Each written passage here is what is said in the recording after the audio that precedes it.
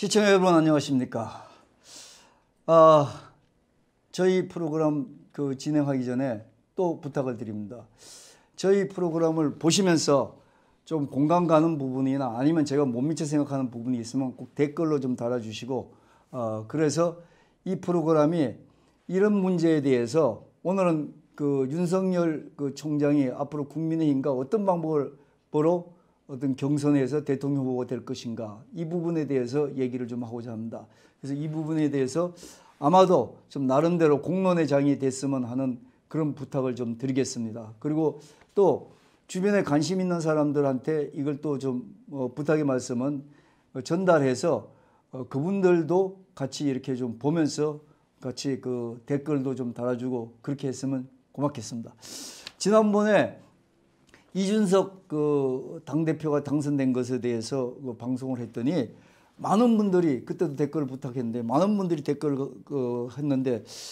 해주셨는데, 지금 제가 한번 대표적으로 몇 분만 한번 소개를 해볼게요. MGKMG라는 분한테서 왔는데요. 뭐 이렇게 많이 쓰셨습니다. 근데 제가 요점만 얘기하면은, 내 말에 제가 얘기한 게 동감은 하지만 지금은 전략적 변화도 필요할 때다.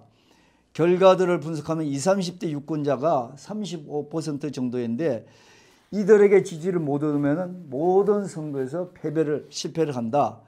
그래서 이들을 돌려놓기 위해서 한 발 후퇴하는 전략 변화가 필요하다. 그래서 이준석 대표 같은 사람이 그렇게 크게 마음은 안 들어도 이런 분들이 새롭게 시작하는 게 좋다는 것을 말씀하신 것 같습니다. 그래서 후위를 도모하는 게 좋을 것이다. 그래서 이들이 20, 30대 유권자들이 30, 40대가 되고 5, 60대가 되면서도 계속 지지를 할 것이 아닌가, 뭐 이런 어떤 보수의 관점이지만 제가 잘 이 부분도 좀 생각을 했습니다만은 이 부분을 좀 단호하게 말씀을 해주셔가지고 저한테도 많이 도움이 됐습니다. 또 힘내라 분은 여론조작, 언론단합, K보팅 부정선거예요. 아마 이준석 대표에 대해서 좀 부정적인, 이준석 대표가 좀 불필요하게 부정선거 아니라고 너무 강변을 하고 다녔지 않습니까? 전문가들이나 모든 사람도 맞다고 얘기를 할 때 여론조작하고 뭐 언론에 의해서 만들어진 대표다, 이런 말씀도 인 것 같습니다. 그 다음에 윤애 이분인데요. 이준석 씨는 노무현 재단 돈으로 하버드 대학 공부를 했다고 들었는데 보수로서 가치관이 있을까? 너무 기하게만 자랐다. 그래서 이분이 뭔가 안에 내실이 있을 것인가, 이런 부분에 대해서 우려 반 걱정 반 하시는 그런 좋은 것 같습니다. 딘제이라는 분이 우려되는 부분이야 있어도 어쨌든 새로운 바람이다. 공산주의 국가는 탈피했으면 좋겠네요. 이렇게 해서 이제 아마 이게 공산주의로 가는 것만은 막아야 된다는 20대라고 얘기를 한 것 같습니다. 그리고 많은 보수 유튜브들도 힘이 돼주길 바랍니다. 또 이렇게 격려까지 해주셨습니다. 그 다음에 최식이라는 분, 이분은 마음은 이미 국민의힘 당을 떠났죠. 야당 통합, 보수 통합이 돼야 하는데요. 이게 이준석 대표에서 좀 부정적이지만 어쨌든 아직까지 보수에, 그다음에 우파에 대한 애정을 가진 얘기입니다. 통합이 돼야 된다는 말씀을 하신 거, 그게 중점적인 것 같습니다. 그 다음에 데보라 CEC라는 분인데 국민들이 준석이 싫어요. 하여튼 이런 분도 이렇게 나오면 다른 분들이 댓글 보시면서 다른 분들 생각도 이렇구나 해서 좀 서로 의견을 공유를 할 수 있지 않습니까? 내 의견만 중요한 게 아니라. 그래서 여러분들도 댓글 좀 많이 달아주시고 주변 사람들한테도 좀 이렇게 좀 많이 해서 보시면서 같이 댓글을 좀 달아주셨으면 고맙겠습니다. 저도 그렇게 하면 힘이 나지 않겠습니까?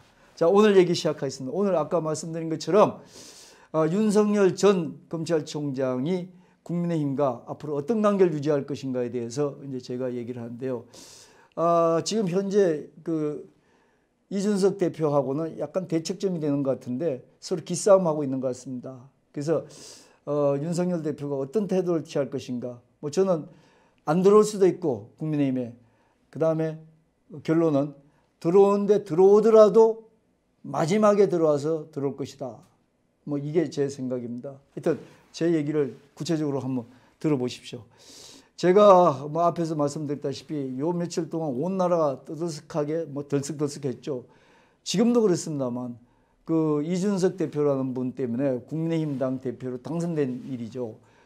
언론들이 좀 호들갑스럽게는 하지만 언론에 길들여진 우리 국민들, 정치인 이준석이 본 모습이 아니라 대중 아이돌 연예인 스타에 쏠리는 그 10대 소녀 같은 감성으로 지금 이준석 대표를 바라보는 그런 기분이다, 이런 생각을 가지고 있습니다.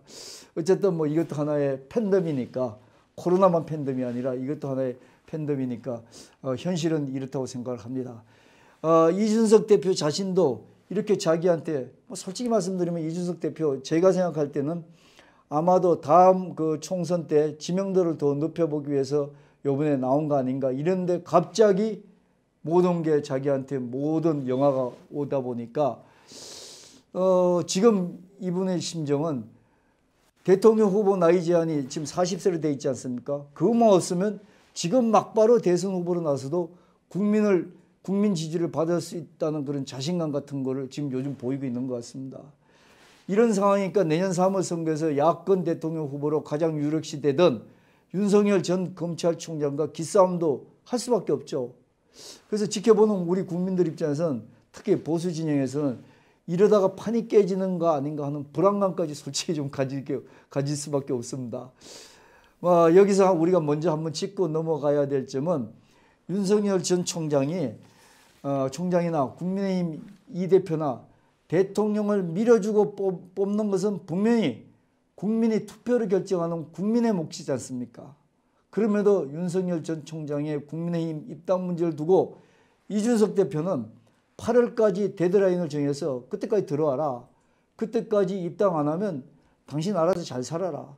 나한테는 윤 총장님 당신 말고 다른 사람 보관도 충분히 있다는 듯이 이렇게, 아니면 뭐 정치인의 제스처인지 모르지만 뭐 제가 느끼기엔 다른 보관도 있다는 듯이 이렇게 얘기를 하는 것 같습니다.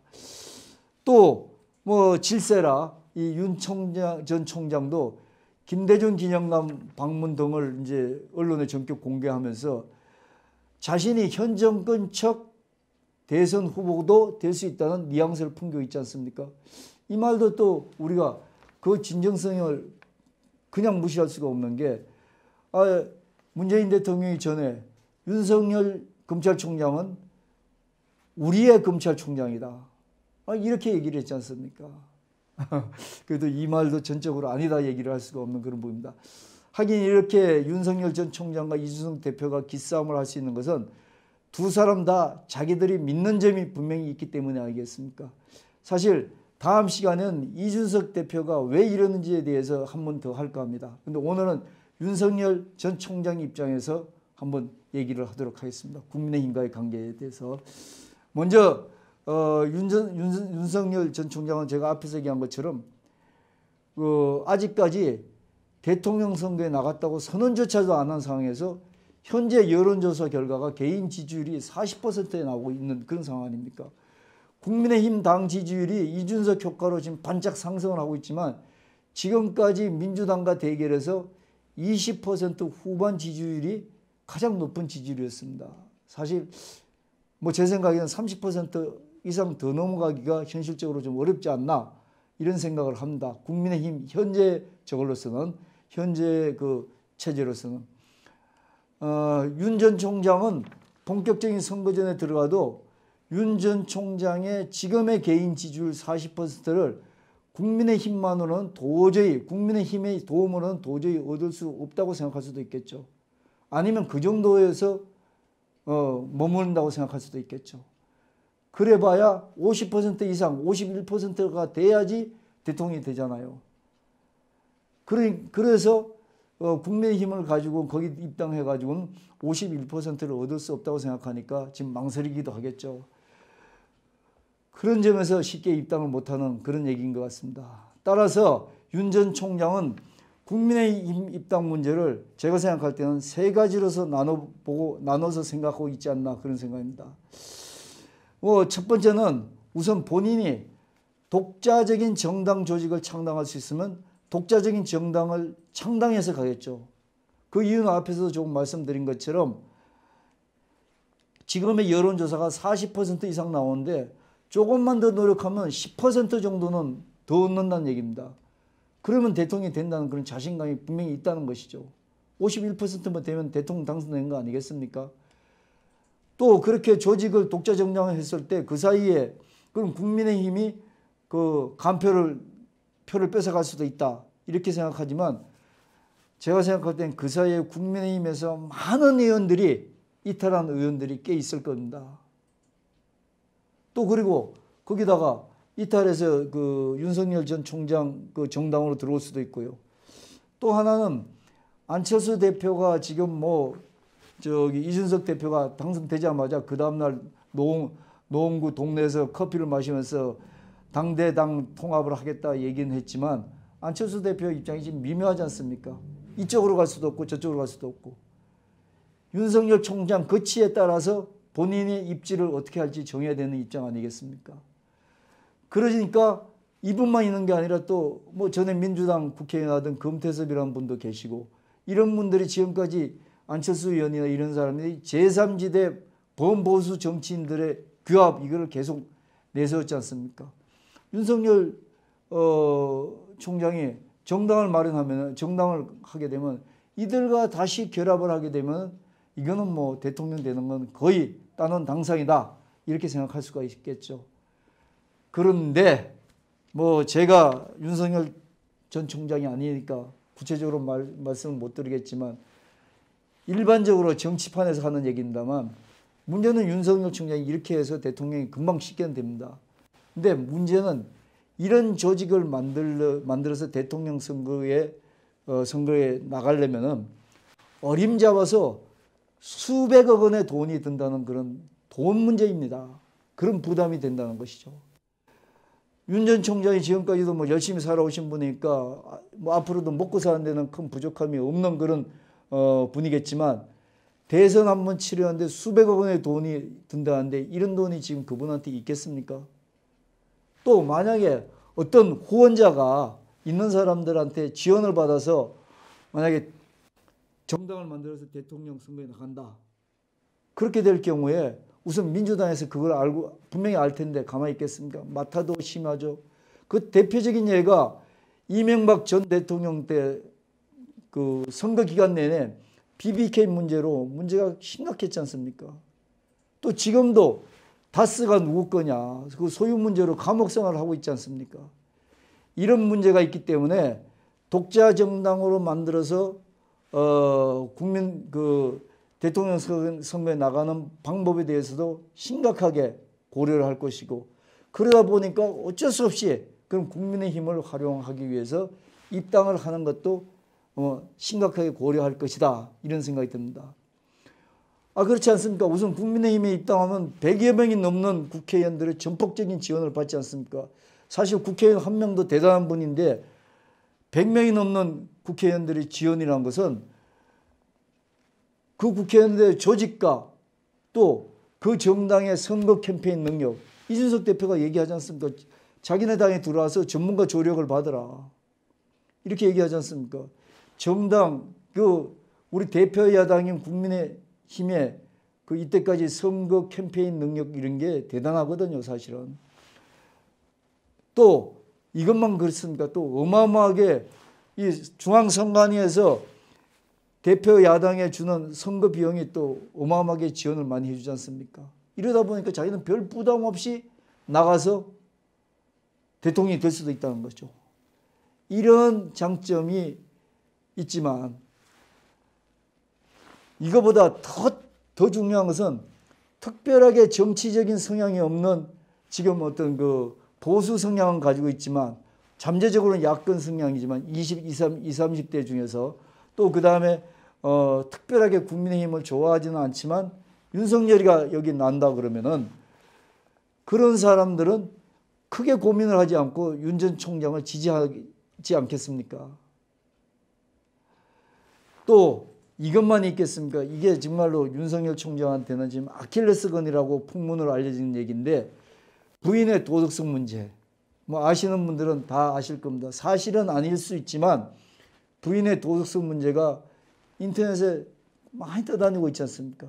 또 돈 문제로 재판을 받는 장모에 대한 그런 문제, 이런 문제에 대해서, 그런 문제에 대해서도 국민의힘에서 전체 국회의원들이라든지 그 국민의힘 당에서 전투력을 총동원해서 이 집권당인 민주당에 맞서 싸워주겠죠. 청와대하고도 맞서 싸워주겠죠.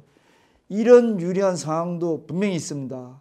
그렇지만 정말로 또 피할 수 없는 정치적 부담도 있죠. 국민의힘이 어떤 정당입니까? 아직도 대통령 후보는 원래부터 국민의힘에 뿌리를 둔 정치인 중에서 선출해야 한다는 소위 자강론이 당 안팎에서 회자되고 있는 그런 정당 아닙니까?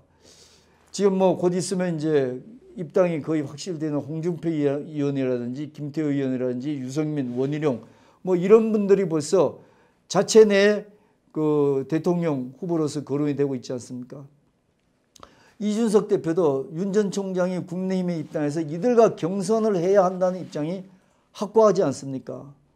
문제는 지금 상황이야 윤 전 총장이 이들과 경선해서 일방적으로 지금 당장 하면은 일방적으로 이기는 구도가 되겠지만 정치라는 게 사실은 한 치 앞도 장담 못하는 게 이치 아니겠습니까? 경우에 따라서는요, 경선 과정에서 윤 총장의 약점이 국민들한테 문제가 된다든지 등등의 문제가 발생하게 되면은 분명히 예상치 못하게 국민의힘 자체 경선 과정에서 탈락할 수도 있지 않겠습니까?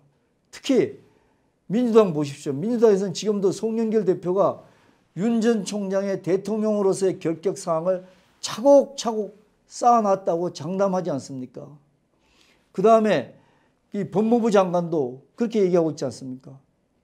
이래서 민주당에서 이 국민의힘 자체 경선을 할 때 이런 정보를 풀어버려 가지고 윤 총장이 당하게 해서 본선은 못 올라오게 하는 그런 어떤 마타도어도 있을 수 있다. 이렇게 되면 윤 전 총장은 경선하는 국민의힘 다른 후보한테 대선 후보를 넘길 수밖에 없는 그런 안타까운 현실도 생길 수가 있지 않겠습니까? 이렇게 되면 어떻습니까? 뭐 흔히 얘기한 닭 쫓던 게 지붕 쳐다보는 그런 격이 될 수밖에 없고요. 윤 총장은 대선 본선에 올라가 보지도 못하고 경선 과정에서 대표 야당인 국민의힘 대선 후보를 선출하는데 결국은 불쏘시개 역할을 한 그런 역할을 끝날 수밖에 없지 않습니까? 그래서 윤 전 총장 입장에서는 국민의힘 후보로 나오기 위해 입당한다면 아마도 제 생각에는 시기적으로 최대한 미루다가 이 미루는 시간이 내년 3월 9일이 대통령 선거입니다. 그래서 4개월 전까지 국민의힘은 대통령 후보를 선출해야 되니까 11월 9일 그때까지 미루다가 아마 요번에 4월 7일 서울시장 보궐선거에서 한 것처럼 국민의힘 후보들이 자체 경선을 한 후에 마지막으로 결선전에서 그 국민의힘 자체 경선에서 당선된 후보하고 마지막에 결선에서 경선하는 소위 원샷 경선을 하는 그런 걸 선호하지 않고 그런 쪽으로 방향을 지금 잡고 있지 않을까 저는 그렇게 생각합니다. 뭐 시청자 여러분 제 얘기도 나름대로 한번 생각해 보시고 그렇지 않는 정보가 있으면 또 저한테 얘기를 해 주십시오. 또 이것도 4개월 전이라고 그러지만 민주당에서 지금 대선 후보를 선출을 6개월 전 9월 9일까지 해야 되는데 당원을 바꿔서라도 다시 이걸 이제 그 대선 후보 선출을 민주당에서까지 좀 시간을 더 두려고 그러지 않습니까? 그러면 아마 11월 9일까지 갈지도 모르죠, 민주당에서. 이러다 보면 윤석열 총장은 쉽게 국민의힘에 입당은 하지 않는다. 계속 서로 이렇게 조율을 하다 보면 마지막에 아까 얘기하는 원샷 국민의힘에서 선출된 대표하고 원샷 경선을 할 것이다. 그렇지만 이준석 대표는 그렇게 얘기하죠. 윤석열 전 총장이 최소한 6개월 전 그러니까 9월 9일 그러니까 8일까지는 들어와야 된다는 얘기가 그 얘기죠. 6개월 전까지는 입당해야 당원들과 동지애를 서로 공감을 가질 수 있다는 그런 다분히 감상적인 주장을 합니다만 윤석열 총장이 지금 그게 귀에 들어오겠습니까? 만약에 이 방법을 선택할 수 있으면 어떤 식으로든지 협상을 통해서 선택을 할 것이다. 이렇게 하는 것이 국민의힘 자체 경선에서 불의에 탈락할 수 있는 위험 부담을 줄일 수 있는 방법도 되며 또 본선에 나가가지고 민주당 후보, 현 정권에서 출마한 후보를 누르고 대통령으로 당선되는데 아까 얘기한 자기의 아킬레스건이라든지 이런 부분에 대해서 가능하면 아주 적절하게 필요한 비난과 상처로 최소한 자기의 부담을 줄일 수 있는 방법이지 않겠느냐. 이래서 그 길을 택하는 것이 윤석열 전 총장의 길일 것이다. 그리고 그 방법으로 계속적으로 진행을 할 것이다. 이런 것이 제 생각입니다. 이준석 대표는 4월 7일 보궐선거 때 안철수 대표가 뒤늦게 입당했기 때문에 오세훈 시장한테 경선 패배가 되었다고 합니다. 윤 전 총장은 우리가 생각할 때도 그렇고 그 다음에 그 본인도 그렇게 생각하고 그 다음에 뭐 모든 분들이 다 그렇게 생각할 거 아니겠습니까? 이 안철수 대표 경우와 비교해서는 국민들이 인정해주는 무게감이 분명히 차이가 있다고 생각해서 그런 것도 크게 신경을 쓰지 않을 것 같습니다. 오히려 윤 전 총장의 관심은 그렇습니다. 지금 최재형 감사원장이 출마를 할 수도 있다고 하니까 그분하고 경선 또는 대통령 후보로 출마를 할 경우에 자기의 지지율이 분산되는 거나 또 반감되는 문제에 대해서 오히려 더 신경 쓸 거고요.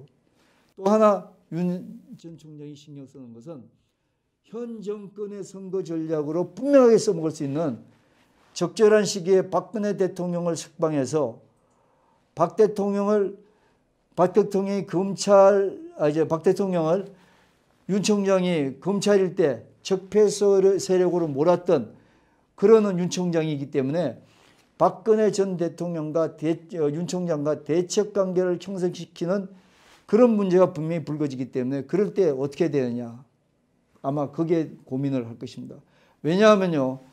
아직까지도 박근혜 대통령 지지자들은 그 지지 규모도 사실은 윤석열 그 총장이 대통령이 되는데 되게는 못 해주지만 안 되게는 할 수 있는 그런 지지 규모지 않습니까? 그리고 충성도도 또 그렇지 않습니까? 이렇기 때문에 윤 전 총장은 이 부분에 최재형 감사원장 출마 문제와 그다음에 박근혜 대통령 석방에 대해서 그 두 부분에 더 신경을 쓰지 않을까 그런 생각입니다. 지금까지 주마관상격으로 저희가 윤석열 총장이 앞으로 대선을 어떻게 출마할 것인가, 본인이 혼자 독자 정당을 만들 것인가, 아니면 국민의힘으로 들어올 때는 어떤 방법을 택할 것인가, 이걸 이제 대충 얘기를 했습니다만 시청자 여러분도 보고 생각하시면서 저한테 제가 모르는 부분이 있으면 좀 댓글을 좀 달아주시고요. 다음 시간에는 요즘 인기 상승에 있는 그 이준석 대표가 이런 윤 총장의 생각과 이준석 대표는 어떻게 대처할 것인가에 대해서 한번 제가 생각하는 바를 여러분들한테 말씀드리도록 하겠습니다. 감사합니다. 끝내겠습니다. 정치, 경제, 시사 채널 홍용락TV. 댓글로 여러분들의 생각을 홍용락TV에 말해주세요. 여러분들의 구독과 좋아요, 알림 설정은 큰 힘이 됩니다. 함께 해주십시오. 생활정보방송인 자매 유튜브 희노홍락도 구독 부탁드려요. 홍용락TV는 계속된다. 구독자 여러분들과 함께 쭉